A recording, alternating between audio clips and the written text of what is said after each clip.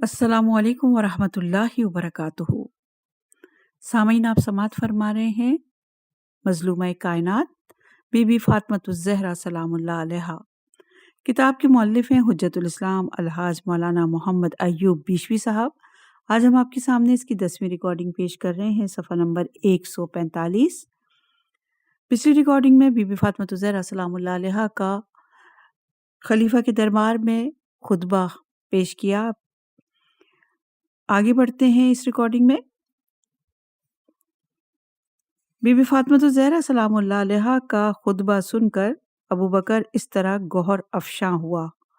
ए रसूल खुदा की बेटी, यकीनन आपके पिदर बुजुर्गवार मोमिनीन पर मेहरबान, शफीक और रहमत वाले थे और काफरों के लिए दर्दनाक अजाब और बड़ी उक़ूबत थे।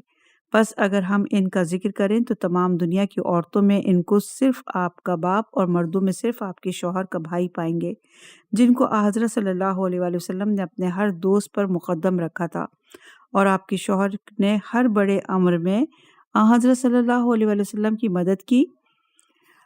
अहले बैत अलैहिस्सलाम को जो ना दोस्त रखेगा मगर नेक बख्श शख्स और ना दुश्मन रखेगा मगर शकी और बदबख्त। तुम रसूल खुदा सल्लल्लाहु अलैहि वसल्लम की पाकीज़ा इज़्ज़त और पसंदीदा अफराद हो। तुम लोग खैर की तरफ हमारे रहबर और जन्नत की जानिब हमारे हादी हो। और ए बेहतरीन निसा और बेहतरीन अंबिया की दुख्तर, तुम अपने कौल में सच्ची और अपनी ज़्यादती अक़ल में सबसे आगे हो। तुमने अपने हक़ से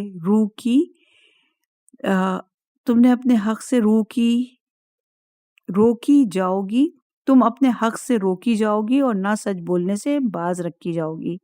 कसम खुदा की, ना तो मैंने रसूलुल्लाह की राय से तजावुज़ किया और ना इनके बग़ैर इज़्न के कोई काम किया।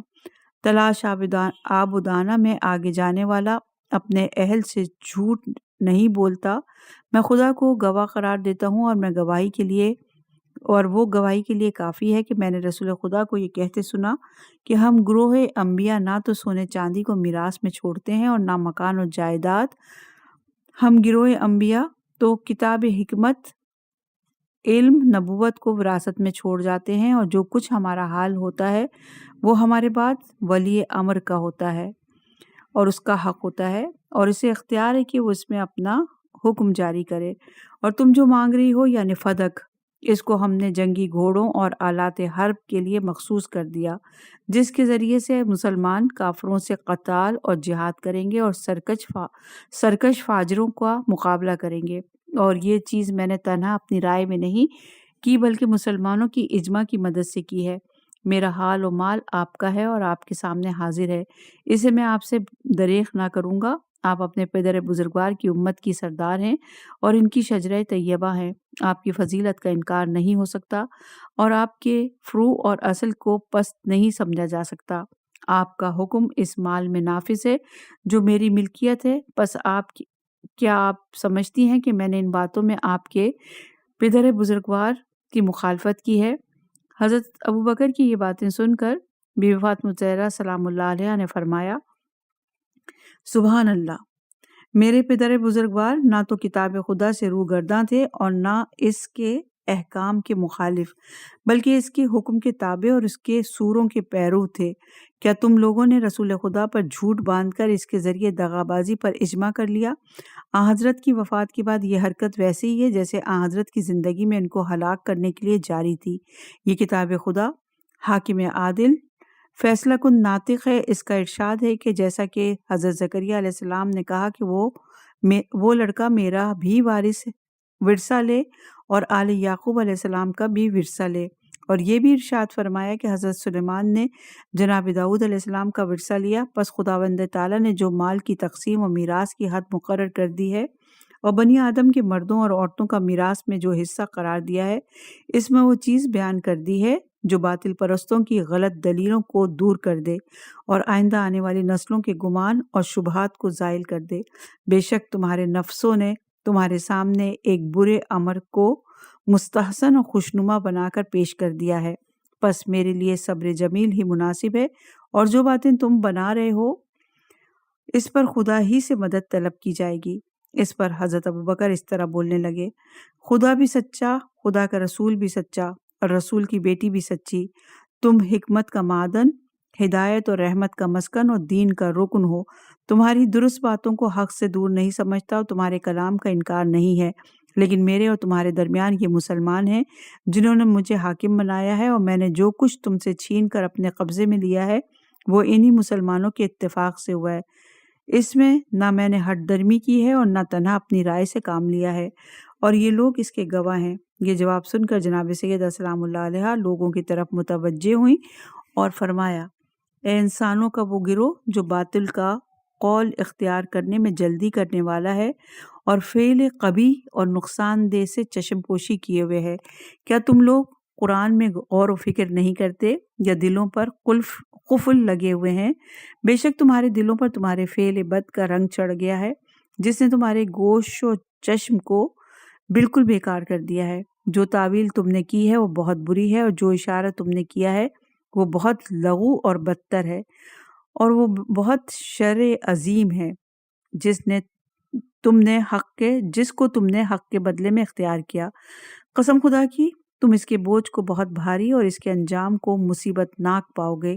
جب تمہارے سامنے سے پردے ہٹا دیے جائیں گے اور گھندار جنگل کی ادھر کی چیزیں سامنے آ جائیں گی، اور تمہارے پروردگار کی طرف سے تمہیں وہ سزا ملے گی جس کا تم گمان بھی نہیں کرتے تھے، اس وقت باطل پرست گھاٹا اٹھائیں گے۔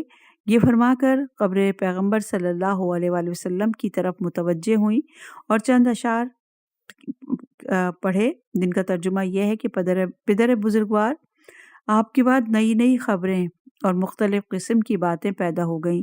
اگر آپ ان کے دیکھنے والے ہوتے تو یہ مصیبتیں نہ پڑتی۔ ہم آپ کے فیض سے اس طرح محروم ہو گئے جس طرح زمین آب بارہ سے محروم ہو جاتی ہے۔ آپ کی قوم کا شیرازہ بکھر گیا ہے۔ یہ لوگ کس طرح حق کی راہ سے ہٹ گئے ہیں۔ یہ بھی آپ کا مشہور ترین شعر ہے کہ بابا، آپ کے بعد مجھ پر وہ مصیبتیں پڑیں، اگر روشن دنوں پر پڑتی تو وہ رات ہو جاتی۔ صفحہ نمبر 148 ہے۔ عنوان ہے بی بی فاطمہ زہرا کے مصائب رحلت رسول کے بعد۔ جناب فاطمہ زہرا سلام اللہ علیہا کو اپنے پدر بزرگوار کے انتقال کا اتنا رنج ہوا کہ جس کی کوئی حد و انتہا ہی نہیں معلوم ہوتی۔ اس کی دو وجوہات تھیں، ایک تو یہ کہ دو فطرتوں کو ایک دوسرے سے جاذبیت ہوتی ہے اور ان کے روحانی درجہ ارتقاء کی مناسبت سے ہوتی ہے، جس کو آج کی زبان میں مغناطیسی جذب کہتے ہیں۔ دوسری یہ کہ جس لمحے سے حضرت صلی اللہ علیہ وآلہ وسلم نے انتقال فرمایا، اس دن سے ہی امت نے بجائے تسلی اور تشفی دینے کے جناب فاطمہ زہرا سلام اللہ علیہا کے زخمی دل میں اپنے عمل و گفتگو کے نشتروں سے سخت تکلیف دینے شروع کر دی۔ اگر امت کی طرف سے آپ کو تسلی ملتی، غم میں شرکت ہوتی، آپ کی دلجوئی کی جاتی، جس طرح آپ کا اعزاز اپنے پدر بزرگوار کے زمانے میں تھا اسی طرح قائم رہ جاتا، تو بہت حد تک آپ کے غم کی شدت اور اثر میں کمی ہو جاتی۔ لیکن امت تو اس پر تلی بیٹھی ہوئی تھی کہ ہر ایک وہ طریقہ ایذا اور رسانی کا استعمال کیا جائے جس سے جناب فاطمہ زہرا اگر اپنے والد ماجد کی رحلت کا غم بھولنا چاہیں تو نہ بھول سکیں۔ آپ علیہ السلام کو اپنے والد ماجد کا پرسہ دینا تو کجا، ان کے جسد اطہر کو بے غسل و کفن چھوڑ کر امت اپنے میں سے ایک کو حاکم مقرر کرنے چلی گئی۔ آپ کے شوہر جن کا ہر طرح سے تحقیر و توہین کی، یہ ہیں اس امت کے کارنامے۔ اپنے رسول کی دختر کے ساتھ جس کو ان کے پدر بزرگوار نے خاک مذلت میں سے اٹھا کر یک لخت انسانیت پر بٹھا دیا تھا، دین اور دنیا کی راہ مستقیم دکھا دی، ان کو انسان بنایا اور انسان بنا کر ایک قوم بنایا، ان کے مخالفین کو ملغوب کیا، ان کی مذموم رسموں کو دور کیا، آپس کے عناد اور عداوت دور کر کے انہیں آپس میں محبت کے ساتھ مل جل کر رہنا سکھایا۔ غرض کہ ان آئے دن کی تکلیفوں نے یہی نہیں کہ زخم اور مندمل نہ ہونے دیا، بلکہ اس کو اور گہرا کیا، یہاں تک کہ مزید برداشت کی طاقت نہ رہی، اور آپ نے داعی اجل کو لبیک کہا۔ شیعہ مورخین کا کہنا ہے کہ جب حضرت علی علیہ السلام کو گھر سے باہر نکالنے کے لیے آئے تو جناب فاطمہ زہرا نے دروازے پہ آ کر ان کو برا بھلا کہا، اور انہوں نے دروازے کو اس زور سے گرایا کہ آپ کا حمل ضائع ہو گیا اور جناب محسن سلام اللہ علیہ کا انتقال ہوا، اور اسی صدمے سے آخرکار جناب سیدہ سلام اللہ علیہ کی موت واقع ہوئی۔ لیکن دیگر مورخین کہتے ہیں کہ نہیں، یہ غلط ہے، آپ نے اپنے والد کے غم میں گھل کر جان دی۔ بہر صورت امت کے صاحبان حل اور عقد اس صورت میں بھی اپنی ذمہ داری سے عہدہ برا نہیں ہو سکتے۔ یہ اعتراض پھر بھی قائم رہ جاتا ہے کہ جب جانتے تھے کہ ہمارے پیغمبر کی اکلوتی بیٹی اپنے والد کے غم میں گھل رہی ہے، تو پھر انہوں نے اس غم کو بھلانے میں اور ان کی دلجوئی کرنے میں کیا کوشش کی؟ اس کو زیادہ ہی کیا، کم تو نہ کیا۔ اور پھر بڑا ماجرا یہ کہ کہتے ہیں کہ جو کچھ ہم نے کیا سنت رسول صلی اللہ علیہ وآلہ وسلم کی پیروی میں کیا۔ ابن شہر آشوب مناقب میں امام محمد باقر علیہ السلام کا قول نقل کرتے ہیں کہ جناب رسول خدا صلی اللہ علیہ وآلہ وسلم کی وفات کے بعد کسی نے جناب فاطمہ زہرا سلام اللہ علیہ کو ہنستے ہوئے نہیں دیکھا، یہاں تک کہ آپ نے رحلت فرمائی۔ اور یہ روایت ہے کتاب مناقب آل ابی طالب، جلد نمبر 4 صفحہ نمبر 25 پر۔ سیرت نبوہ والآثار محمدیہ میں سید احمد زینی دہلان کہتے ہیں کہ جناب فاطمہ زہرا سلام اللہ علیہ حضرت کی بعد 6 مہینے تک زندہ رہیں اور اس عرصے میں ایک دفعہ بھی نہیں ہنسی۔ حیلۃ الاولیاء میں ابو نعیم امام محمد باقر علیہ السلام کی روایت نقل کرتے ہیں کہ جناب رسول خدا کی وفات کے بعد جناب فاطمہ زہرا کو کسی نے ہنستے ہوئے نہیں دیکھا، اتنے عرصے میں صرف ایک دفعہ مسکرائی تھی اور آپ حضرت صلی اللہ علیہ وآلہ وسلم کے بعد 6 مہینے تک زندہ رہیں۔ ابن شہر آشوب مناقب میں لکھتے ہیں کہ حضرت صلی اللہ علیہ وسلم کی وفات کے بعد جناب فاطمہ زہرا سلام اللہ علیہ ہمیشہ سر میں درد کی وجہ سے کپڑا باندھے رہتی، ہر وقت روتی رہتی، جسم نحیف اور لاغر ہو گیا۔ آپ اکثر اپنے دونوں بچوں حسنین علیہم السلام سے کہا کرتی، کہاں ہیں تمہارے نانا جو تمہاری عزت کرتے تھے، بار بار تم کو گود میں اٹھاتے تھے؟ کہاں ہیں تمہارے نانا جو سب سے زیادہ تمہارے اوپر شفقت کیا کرتے تھے، تم کو نہیں چھوڑتے تھے کہ تم زمین پر چلو؟ اب میں کبھی ان کو اس دروازے سے اندر آتے ہوئے نہ دیکھوں گی اور نہ تمہیں اپنے کندھوں پر سوار کرتے ہوئے ان کو دیکھوں گی۔ صفحہ نمبر 150 عنوان ہے بلال کا اذان دینا۔ حضرت صلی اللہ علیہ وآلہ وسلم کے انتقال کے بعد حضرت بلال نے ارادہ کر لیا کہ اب کسی کے لیے وہ اذان نہیں کہیں گے۔ ایک دن جناب فاطمہ زہرا سلام اللہ علیہ نے خواہش ظاہر کی کہ اپنے والد کے مؤذن کی اذان سنیں۔ اس کی خبر بلال کو پہنچی تو آپ نے اذان دینی شروع کی۔ جب انہوں نے اللہ اکبر کہا تو جناب فاطمہ زہرا اپنے والد بزرگوار اور ان کے زمانے کو یاد کر کے رونے لگیں، اور جب حضرت بلال نے کلمہ اشہد ان لا الہ الا اللہ محمد الرسول اللہ کہا تو جناب فاطمہ زہرا سلام اللہ علیہ نے ایک نعرہ لگایا اور منہ کے بل گر پڑی اور آپ پر غشی طاری ہو گئی۔ لوگوں نے بلال سے کہا، بلال اذان کو پورا نہ کرو، بنت رسول نے دنیا سے مفارقت کی ہے۔ ان لوگوں کو گمان ہوا کہ شاید آپ نے رحلت کی ہے۔ جب بی بی معصومہ سلام اللہ علیہ کو افاقہ ہوا تو آپ نے فرمایا کہ اذان کو پورا کرو، لیکن بلال نے اذان کو پورا نہ کیا اور عرض کی، اے سرداران زنان عالم، مجھے ڈر ہے کہ آپ میری آواز سنیں گی تو آپ کو بہت رنج ہوگا۔ پس جناب معصومہ سلام اللہ علیہ نے ان کو معاف کیا۔ حضرت علی علیہ السلام فرماتے ہیں کہ جس قمیض میں میں نے جناب رسول خدا کو غسل دیا تھا، اس کو دیکھنے کا اکثر جناب معصومہ سلام اللہ علیہ اشتیاق ظاہر فرمایا کرتی تھی، اور جو وہ قمیض آپ کو دکھائی جاتی تو آپ اس کو سونگتی تھی اور اتنا روتی تھی کہ اہل مدینہ کو اس گریہ اور بکا سے تکلیف ہوتی تھی۔ پس انہوں نے جناب معصومہ سلام اللہ علیہ سے گزارش کی کہ آپ کی گریہ اور بکا نے تو ہم کو بہت تکلیف پہنچائی ہے۔ یہ سن کر آپ نے طریقہ اپنا لیا کہ قبرستان نے شہداء کی طرف چلی جاتی اور وہاں دل کھول کر گریہ و بکا کرتی۔ جناب امیر المومنین حضرت علی علیہ السلام نے جناب فاطمہ زہرا سلام اللہ علیہ کے لیے قبرستان بقیع میں ایک مکان بنا دیا تھا، اس کا نام بیت الاحزان رکھا تھا۔ اور یہ روایت ہے عیونشیہ جز ثانی صفحہ نمبر 484 پر۔ مؤلف کی طرف سے ایک نوٹ ہے اور وہ گھر کچھ سال پہلے تک موجود تھا مگر کاش اب اسے گرا دیا گیا ہے۔ دختر رسول صلی اللہ علیہ وآلہ وسلم کی زندگی کے آخری چند مہینے جو انہوں نے اپنے پدر بزرگوار کے بعد گزارے، صاحبان غور و فکر کے لیے اپنے اندر امت کے مستقبل کی پوری داستان چھپائے رکھتے ہیں اور ایک ایسا آئینہ جہانما پیش کرتے ہیں کہ جس پر نظر ڈالنے سے آج تک کے وہ تمام مراحل و منازل اچھی طرح نمایاں نظر آتے ہیں جو امت کو اس راستے پر پیش آنے والے تھے، جو وہ اختیار کر چکی تھیں۔ جناب فاطمہ زہرا سلام اللہ علیہ کی پیشن گوئی حرف بحرف پوری ہوئی کہ تم کو اس خلافت کی اونٹنی میں سے بجائے دودھ کے خون گندا اور زہریلا ملے گا، تیغ بارہ اور ظالم بیداد گر کے تسلط کے ماتحت تم آ جاؤ گے۔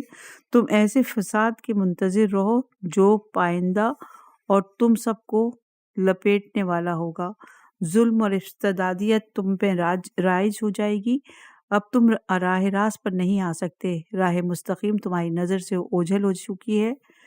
مسلمانوں، غور کرو، اپنی تاریخ پر نظر ڈالو، کیا یہ پیشن گوئی حرف بحرف پوری نہیں ہوئی؟ جناب رسول خدا کے بعد کیا تمہاری تاریخ میں کوئی ایسا زمانہ گزرا ہے جس میں امن و امان ہو، ظلم رائج نہ ہوا ہو اور اسلام قوی ہو؟ تمہارے بہترین زمانے حکومت میں اسلام غریب و پردیسی آدمیوں کی سی زندگی گزارتا ہوا نظر آتا ہے اور ہر روز بے چینیاں اور بے سکونیاں بڑھ رہی ہیں، کم نہیں ہو رہی۔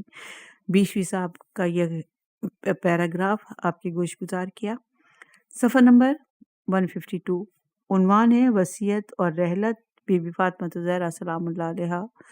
ہماری صحیح روایتوں کے مطابق جناب فاطمہ زہرا سلام اللہ علیہ کی تاریخ رحلت 3 جمادی الاخر 11 ہجری ہے، بمطابق 26 اگست 632 ہے عیسوی، اور یہی تاریخ امام جعفر صادق علیہ السلام سے مروی ہے، لیکن اور لوگوں نے مختلف تواریخ وفات بیان کی ہیں، مثلا 20 جمادی الاخر 13 ربیع الاخر 21 رجب 11 ہجری، مدائنی اور واقدی اور ابن عبد البر کے نزدیک 3 رمضان 11 ہجری ہے۔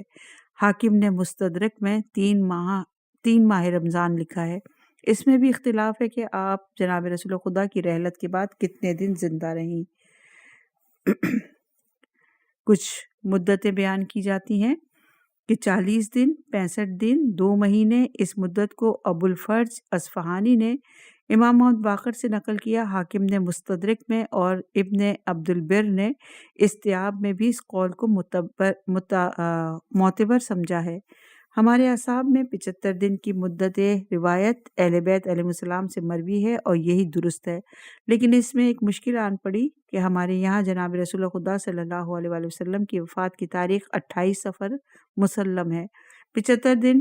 اس کے بعد جناب فاطمہ کی تاریخ وفات 13 جمادی الاول ہوتی، نہ کہ 3 جمادی الاخر، جو کہ مشہور ہے اور صحیح ہے۔ سید محسن الامین عاملی کی بحث یہ ہے کہ ممکن ہے کہ بہت اغلاب ہے کہ 95 دن کی مدت صحیح ہو۔ کاتب نے تسعین کی جگہ 70 یعنی 70 لکھ دیا، کیونکہ حرف ایسے ہیں کہ ان میں مغالطہ کا امکان ہے، لہٰذا غلط طور سے 75 دن مشہور ہو گیا۔ اس زمانے میں نقطے بھی نہیں لگایا کرتے تھے، اب مطابقت ہو جاتی ہے۔ 28 صفر کو حضرت صلی اللہ علیہ وآلہ وسلم کا انتقال ہوا، 2 دن صفر کے اور 3 دن جمادی الاخر کے، کہ دونوں مل کر 6 دن ہوئے۔ ربیع الاول، ربیع ثانی اور جمادی الاول، ان تینوں مہینوں کے 90 دن ہوئے، 5 اور 90 مل کر 95 ہو گئے۔ محسن الامین عاملی کے نزدیک جناب فاطمہ زہرا سلام اللہ علیہ کا انتقال حضرت کے 95 دن بعد ہوا۔ آپ علیہ السلام نے حضرت علی علیہ السلام، ام ایمن، اسماء بنت امیس کو بلا کر حضرت علی علیہ السلام سے 4 وصیتیں کی۔ پہلی تو یہ کہ میری بھانجی امامہ بنت زینب سے نکاح کرنا، کیونکہ اس کو میری اولاد سے بہت محبت ہے۔ دوسری یہ کہ جنازہ کس طرح اٹھایا جائے۔ استیاب میں اسناد کے ساتھ درج ہے کہ جناب فاطمہ زہرا سلام اللہ علیہ نے اسماء بنت امیس سے کہا کہ جس طریقے سے عورتوں کا جنازہ اٹھایا جاتا ہے میں اسے پسند نہیں کرتی۔ عورت کے جنازے پر چادر ڈال دیتے ہیں اور اس کا جسم اس چادر سے معلوم ہو جاتا ہے۔ اسماء بنت امیس نے کہا کہ اے بنت رسول صلی اللہ علیہ وآلہ وسلم، میں آپ کو بتاتی ہوں کہ جو میں نے حبش میں دیکھا تھا پس اسما بنت امیس نے ایک لکڑی کا تختہ منگوایا، اس کے چاروں کونوں پر 4 ڈنڈے کھڑے کیے۔ جناب فاطمہ زہرا سلام اللہ علیہ کو بہت پسند آیا۔ اسلام میں سب سے پہلی عورت جن کا جنازہ اس طرح اٹھایا گیا فاطمہ بنت رسول خدا صلی اللہ علیہ وآلہ وسلم تھی، اور دوسری عورت زینب بنت حشش ہے۔ ابن عبد البر میں ہے یہ روایت، اور استیاب کی جلد نمبر 2 صفحہ نمبر 772 میں۔ جب اسما بنت امیس نے اس قسم کا تابوت تیار کر کے رکھ دیا تو بی بی فاطمہ زہرا سلام اللہ علیہ بہت خوش ہوئیں، یہاں تک کہ آپ ہنس پڑیں۔ یہ پہلا اور آخری موقع تھا جب آپ پدر عالی مقام کی وفات کے بعد آپ ہنسی تھیں۔ پس دوسری وصیت یہ تھی کہ آپ کو اس قسم کے تابوت میں اٹھایا جائے۔ تیسری وصیت یہ تھی کہ آپ کے جنازے پر ان میں سے کوئی نہ آئے جن پر آپ زندگی میں ناراض تھیں، ان میں سے کوئی آپ کی نماز جنازہ نہ پڑھے، اور چوتھی وصیت یہ تھی کہ رات کے وقت جنازہ اٹھایا جائے۔ اور یہ روایت صحیح بخاری جو کہ طباعت ہوئی مصر میں، کتاب المغازی باب غزوہ خیبر جز 40 صفحہ نمبر 38، طبقات ابن سعد جز 8 ذکر فاطمہ صفحہ نمبر 19۔ صحیح روایات سے معلوم ہوتا ہے کہ غسل تو در حقیقت صرف حضرت علی علیہ السلام نے دیا، اور اسما بنت امیس اوپر کے کاموں میں مدد دیتی تھی۔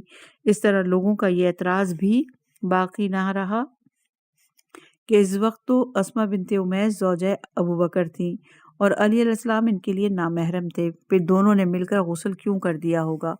بعض روایت میں یہ بھی ہے کہ حضرت علی علیہ السلام غسل دے رہے تھے اور جناب حسنین علیہ السلام پانی لا رہے تھے۔ اس وقت جناب زینب، ام کلثوم، فضہ اور اسما بنت امیس کے علاوہ کوئی موجود نہ تھا۔ یہ امر بھی قابل ذکر ہے کہ جناب فاطمہ زہرا سلام اللہ علیہ کا لباس غسل کے وقت نہیں اتارا گیا۔ یہ تھی وصیت بی بی فاطمہ زہرا سلام اللہ علیہ کی۔ اس وصیت سے جناب فاطمہ زہرا سلام اللہ علیہ کی حیا کا درجہ معلوم ہوتا ہے۔ حضرت علی علیہ السلام نے 7 کپڑوں میں کفن دیا، اور جناب رسول خدا کے کفن سے جو کافور باقی رہ گیا تھا اس سے حنوط کیا، پھر نماز پڑھی 5 تکبیروں کے ساتھ، آدھی رات کو دفن کیا اور قبر کا نشان مٹا دیا۔ دفن اور نماز کے وقت حضرت علی، حسنین علیہ السلام، عمار، مقداد، عقیل، زبیر، ابو ذر، سلمان، بریدہ اور چند بنو ہاشم کے علاوہ اور کوئی موجود نہ تھا۔ اس امر پر سب کا اتفاق ہے۔ آدھی رات کو دفن کیا گیا اور دفن نماز جنازہ کے وقت حضرت شیخین موجود نہ تھے۔ مقام دفن میں اختلاف ہے۔ بہت سی روایت ثابت کرتی ہیں کہ آپ اپنے ہی گھر میں دفن ہوئی، اور یہ روایت صحیح اور قابل اعتبار ہے، اور بعض روایت میں کہ قبرستان بقیع میں آپ کو دفن کیا گیا، اور حضرت علی علیہ السلام نے 7 قبریں اسی طرح کی بنائیں اور اس کے ارد گرد بنا دی کہ آپ کی قبر کی شناخت نہ ہو سکے۔ بعض روایت سے ظاہر ہوتا ہے کہ قبر کا نشان مٹا کر زمین کو ہموار کر دیا تاکہ مقام قبر کسی کو معلوم نہ ہو سکے۔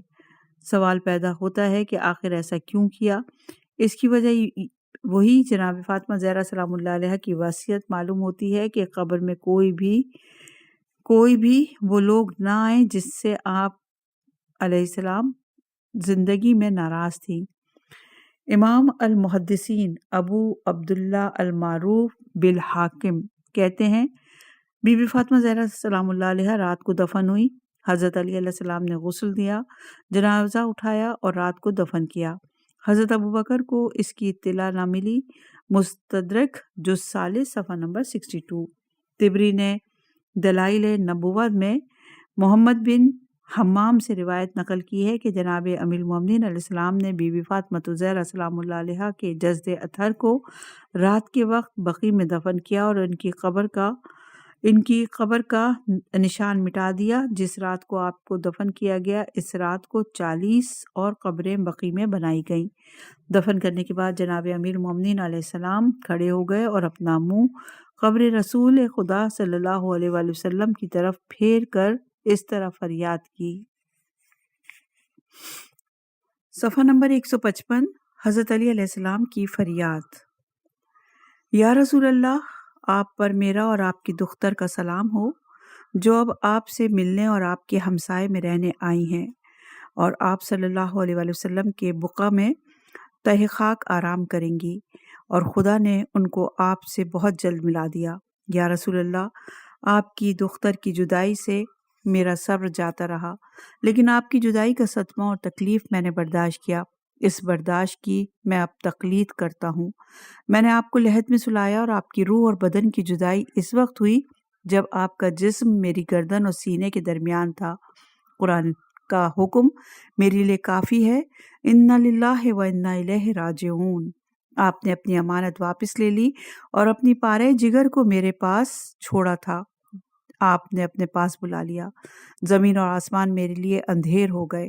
اب میرا غم دائمی ہو گیا اور میری راتیں نیند اور آرام سے خالی ہو گئیں، جب تک کہ خداوند تعالیٰ مجھے بھی اس مقام پر بلا نہ لے جہاں آپ ہیں۔ میرے دل میں زخم پیپ آلود پڑ گئے ہیں اور غم کی موجیں جوش میں آ گئی ہیں۔ کتنی جلدی ہمارے ایک دوسرے کے درمیان جدائی ہوئی ہے۔ میں خدا سے شکایت کرتا ہوں، اور آپ کی بیٹی آپ کو آگاہ کریں گی کہ آپ کی امت نے آپ کی دختر کے حق کو غصب کرنے میں آپس میں ایک دوسرے کی مدد کی۔ آپ ان سے سوال کریں اور وہ آپ کو سارا حال بتائیں گی۔ ان کے سینے میں شدید غم و الم بھرا ہوا ہے، جس کی ظاہر کرنے کا موقع انہیں اس دنیا میں نہ ملا، اور اب وہ آپ کو بتائیں گی، اور خدا سب سے بہتر فیصلہ کرنے والا ہے۔ آپ دونوں پر میرا سلام ہو، ودا کرنے والا سلام۔ اگر میں یہاں سے چلا جاؤں تو وہ اس وجہ سے نہ ہوگا کہ میں یہاں ٹھہرنے سے ملول ہوں، اور اگر میں یہاں قبر پہ ٹھہر جاؤں تو وہ اس وجہ سے نہ ہوگا کہ جو وعدہ صابرین کے ساتھ خدا نے کیا ہے اس پر اب میرا یقین نہیں۔ ہائے ہائے، صبر ہی بہتر ہے۔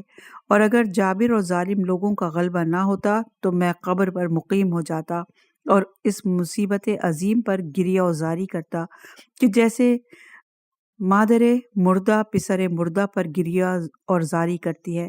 پس خدا کے سامنے آپ کی دختر پوشیدگی کے ساتھ دفن کی گئی، ان کا حق تلف کر لیا گیا، ان کو میراث نہ دی گئی، در حالانکہ ابھی آپ کی یاد لوگوں میں پرانی نہیں ہوئی۔ اے رسول خدا، خدا سے ہم شکایت کرتے ہیں، اور آپ سے بہتر کون ہے جس نے فاطمہ زہرا سلام اللہ علیہا کی رحلت کی تعزیت کی جائے۔ جناب فاطمہ زہرا سلام اللہ علیہا کی ایک قبر کے کنارے پہ کھڑے ہو کر حضرت علی علیہ السلام نے گریہ وزاری کیا اور یہ اشعار پڑھے کہ خون سے سیراب کر دوں گا، پس اگر چاہتا ہے تو لے سامنے آ جا۔